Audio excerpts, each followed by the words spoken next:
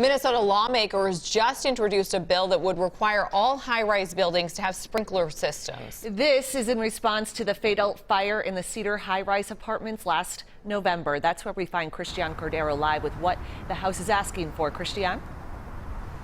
Well, Kim, this is about one of 40 buildings around Minnesota that are grandfathered into a law that otherwise requires sprinkler systems for all government-owned buildings. When the House DFL proposed its bill today, it said that tragedies like what happened here in Cedar Riverside should not have to happen in order for life-saving measures to take place. You can see that 14th floor is still charred out there here in Cedar Riverside. One of the speakers, though, for him it was personal. His family friend was among the 5 people killed that day. Sprinklers do save lives.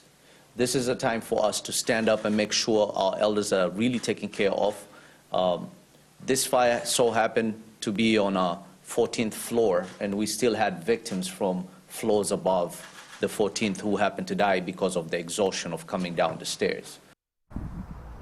As written, all buildings 75 feet or taller would require sprinklers by August 2023. That timeline would allow for planning and funding, as this is a massive undertaking. Speaking of funding, we also spoke with the Minneapolis Public Housing Authority that owns this building here in Cedar Riverside. They generally support the bill, but estimate sprinklers alone would cost around $30 million for its 26 buildings that would need it. MPHA gets 10 cents on the dollar on federal funding, so long story short, they do not know how they would pay for it.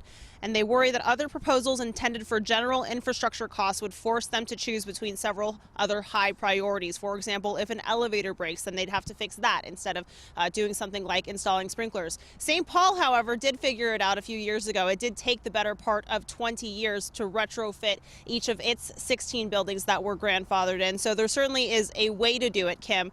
The big question right now in the very early stages is how. Back to you. All right, Christiane, thank you.